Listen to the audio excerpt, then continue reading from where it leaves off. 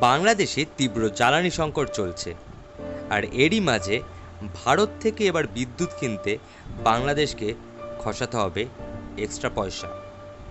ভারত জানিয়ে দিয়েছে এবার থেকে প্রতি ইউনিটে আধা পয়সা অতিরিক্ত দিতে হবে বাংলাদেশকে। শুনতে অঙ্কটা সামান্য, কিন্তু বাংলাদেশে এই নিয়েই শুরু হয়েছে সরকারি দৌড়ঝাঁপ। অগস্টে এখনো পর্যন্ত বাংলাদেশে বিদ্যুতের ঘাটতি একাধিকবার ৩,০০০ মেগাওয়াটের সীমা ছাড়িয়েছে, আর বহু এলাকায় দীর্ঘ সময় ধরে লোডশেডিং হয়েছে। গ্যাস ও অন্যান্য জ্বালানির অভাবে বহু বিদ্যুৎ কেন্দ্র পূর্ণ ক্ষমতায় চালানো যাচ্ছে না।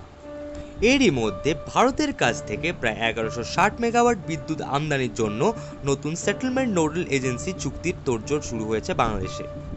এই আবহে এবার প্রতি ইউনিট বিদ্যুতের জন্য আধা পয়সা অতিরিক্ত দিতে হবে বাংলাদেশকে। কিন্তু এই আধা পয়সা কিন্তু বিদ্যুতের দাম নয়, এটি গ্রিড পরিচালনা ও লেনদেনের নিষ্পত্তির চার্জ। এই পরিস্থিতিতে এখন বাংলাদেশ বিদ্যুৎ বোর্ড দ্বারস্থ হয়েছে অর্থ মন্ত্রকের। সেখান থেকে ক্লিয়ারেন্স পেলেই তারা এই চুক্তি করতে পারবে ভারতের সঙ্গে, এবং তাহলে বিদ্যুৎ পাবে তারা। এমনিতেই জ্বালানি সংকটের জেরে বাংলাদেশের গার্মেন্টস সেক্টর প্রায় বসে গিয়েছে, এবং তারা কান্নাকাটি করছে যে অর্ডার ফুলফিল না করতে পারায় পড়শি দেশ ভারত নাকি সেসব অর্ডার পেয়ে যাচ্ছে। এরই মাঝে ভারত থেকে যদি বিদ্যুৎ সরবরাহ বন্ধ হয়ে যায়, তখন আমজনতার পাশাপাশি বাংলাদেশের ব্যবসা বাণিজ্যে তার প্রভাব পড়তে চলেছে। এদিকে হাসিনার বিদায়ের পর থেকেই বাংলাদেশের সবথেকে ফেমাস একটি স্লোগান হলো দিল্লি না ঢাকা।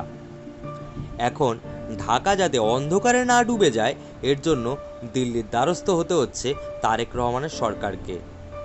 দিল্লি সফর নিয়ে ধানাই পানাই করা তারেক বাবাজিকে এখন দিল্লির আধা পয়সার মারে মাথায় হাত দিতে হবে।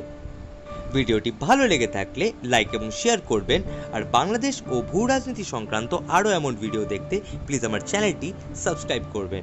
ধন্যবাদ।